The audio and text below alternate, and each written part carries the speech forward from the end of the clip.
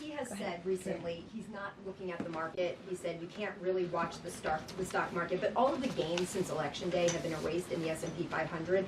At what point, how far do stocks have to fall before the president considers it a factor and changes course? Again, as I just said, the president will look out for Wall Street and for Main Street, just like he did in his first term. And people on Wall Street and Main Street should bet on this president. He's doing what's right for this country. Nick, good to see you. Good to see you too. Thank you, Caroline. So, is the president prepared, like what we saw with Congressman Massey, to pressure other Republican lawmakers into supporting this continuing resolution? Well, he is very much, as I said, engaged in this process. He's been making calls to lawmakers on Capitol Hill, and I think his statements against Congressman Massey speak for themselves, and I will let the president put out any additional statements if he chooses to, but he fully expects all House Republicans to vote for this continuing resolution. And just to follow up, can we start to anticipate seeing more of the president weighing in on upcoming 2026 races like we saw this morning?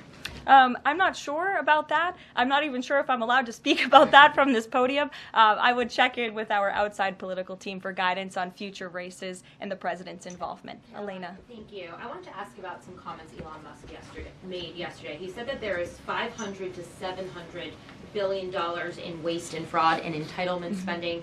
He called it, quote, the big one to eliminate. Earlier this month, he also referred to Social Security as a Ponzi scheme. Should Americans expect changes, big changes, to Social Security and Medicare? President Trump has been unequivocally clear on this. He is going to protect Social Security and Medicare benefits and Medicaid for hardworking Americans who paid into these entitlement programs and deserve those hard-earned benefits. And unfortunately, the mainstream media has taken Mr. Musk out of context. I saw a Bloomberg headline that our team actually worked on getting updated and fixed because it was so wrong, and it took Mr. Musk out of context. What he was specifically referring to cutting was the waste and the fraud and abuse that does exist in these programs. According to an IG report from the Social Security Administration, there's more than $70 billion of fraud in the Social Security program alone that we know of. And so the president will continue to protect these programs for hard-working Americans, and actually cutting the waste, fraud, and abuse out of these programs will protect it for hard-working Americans. But Caroline, respectfully, he said around $500 to $700 billion. There was no evidence to claim that, and also if that is the case, that would represent more than a third of what Social Security paid out last year, maybe 20% of Social Security and Medicare. Again, if you read his full quote, he said, we think, so it's an estimate based on what he's seen. He's not saying definitively, he's saying that's what DOJ suspects and thinks. And that's exactly why DOJ was created, to ensure that we are investigating the fraudulent spending, the wasteful abuse across our federal government. And I would remind everybody in this room that 77% of the American people support this effort by Elon Musk and DOJ to identify such waste, fraud, and abuse. Caroline. Go ahead. Thanks, Caroline. You're welcome. If we could just step back for a second. When President Trump last addressed the BRT when he was on the campaign trail, his big push was on tax cuts. He's going there today as he's proposing tax hikes in the form of tariffs. Not and true. I'm curious He's not for doing why that. he's prioritizing that over the tax cuts. He's actually not implementing tax hikes. Tariffs are a tax hike on foreign countries that, again, have been ripping us off. Tariffs are a tax cut for the American people, and the president is a staunch advocate of tax cuts. As you know, he campaigned on no taxes on tips, no taxes on overtime, no taxes on Social Security benefits. He is committed to all three of those things, and he expects Congress to pass them later this year. I'm sorry, have you ever paid a tariff? Because I have. That's they it. don't get charged on foreign companies. They get charged on the importers. And ultimately, when we have fair and balanced trade, which the American people have not seen in decades, as I said at the beginning, revenues will stay here, wages will go up, and our country will be made wealthy again. And I think it's insulting that you are trying to test my knowledge of economics and the decisions that this president has made. I'm now regret giving a question to the Associated Press. Mary, go ahead. Hey, Caroline, I have two if that's okay. The first one was on Russia-Ukraine. I know Special Envoy Witkoff said yesterday that Zelensky apologized in his letter to Trump. Can you share any more about that letter and what else might be interesting from it that we don't know? Yes, the president did reference that letter, as you're saying, in his joint address to Congress. And I do have an update. As you know, Secretary of State Rubio and our National Security Advisor Mike Waltz have been negotiating with the Ukrainians today in Saudi. They will be providing a full readout of that meeting very soon. But I can assure you and everybody here and the American people that the news we've received from that meeting throughout the day and the president has been briefed on is positive. This meeting has been productive. I will let Secretary of State Rubio and our National Security Advisor speak to the specifics of what has taken place today when they are ready to do so when the meeting concludes. Lindsay, go ahead. Thank you, Karoline.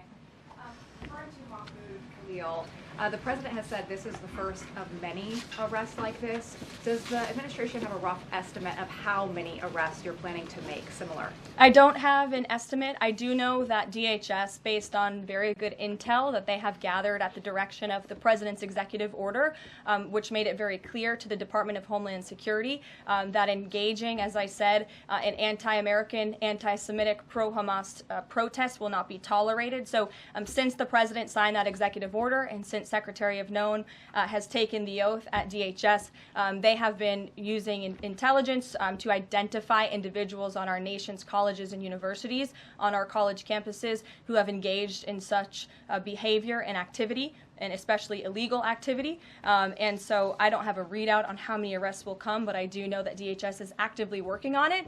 And I also know that Columbia University has been given the names of other individuals who have engaged in pro-Hamas activity, and they are refusing to help DHS identify those individuals on campus. And as the president said very strongly in his statement yesterday, he is not going to tolerate that, and we expect all America's colleges and universities to comply with this administration's policy.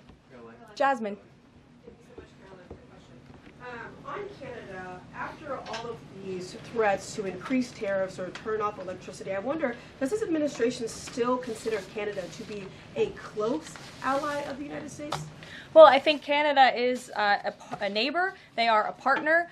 They have always been an ally. Perhaps they are becoming a competitor now. But as the president also laid out in his Truth Social post today, he believes that Canadians would benefit greatly from becoming the 51st state of the United States of America. And I actually looked into some of the research about the cost of living in Canada, and the cost of living is much higher than it is here in the United States of America. The average cost of a home in Canada is much higher.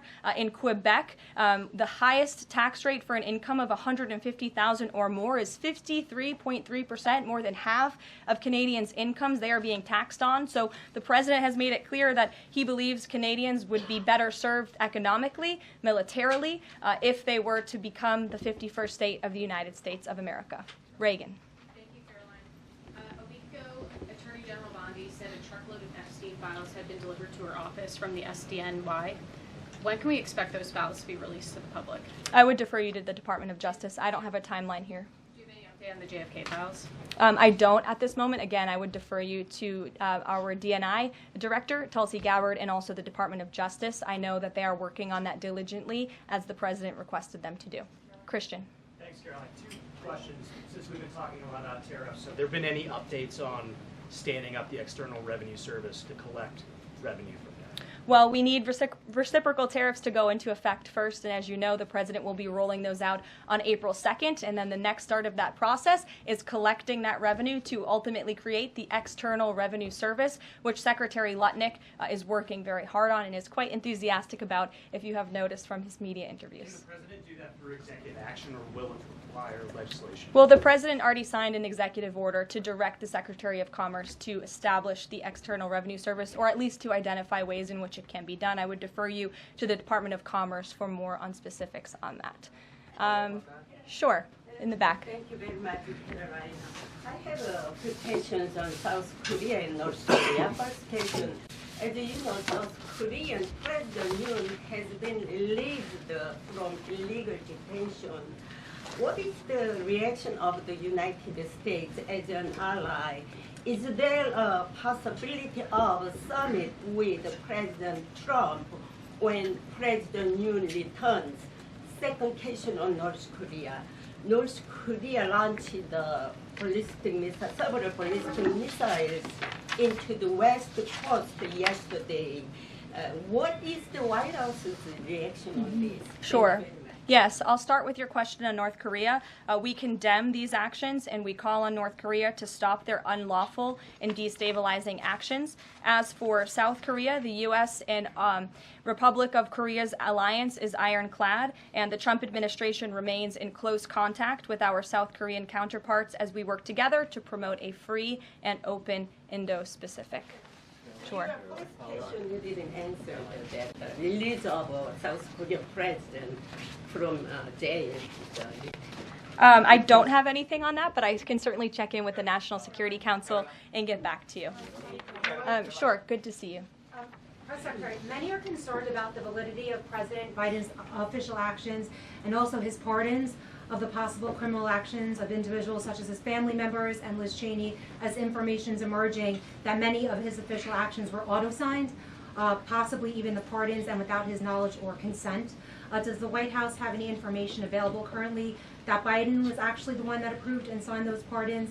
And second question, will the DOJ investigate whether President Biden's cognitive decline allowed unelected staff to push through radical policy and pardons without his knowing approval?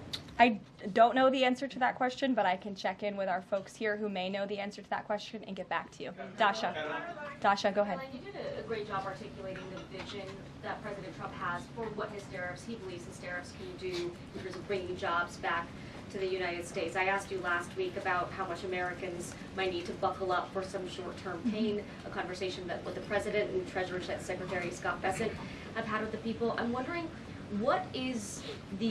how high is the pain threshold for President Trump and for this White House as you watch some of the turbulence in the stock markets, as you field concerns from businesses and potentially see some of those approval ratings drop in the short term? How much is he willing to stomach that, and will he stay committed to his vision for tariffs even as all of this comes up? Well, the president has been working hard every single day to alleviate the pain that was inflicted by the previous administration through massive deregulation, through drill baby drill, as we like to call it, unleashing the might of our energy industry, which we know will ultimately drive down costs for consumers here at home. And again, as I mentioned, the president is intent on signing tax cuts for the American people to put more money back into their pockets, which will ultimately unlock consumer confidence. And again, I'll reiterate the president's words in layman's terms as he does best. The president wants the American people to have so much more money in their pockets they don't know what to do with it. That's the goal of this administration,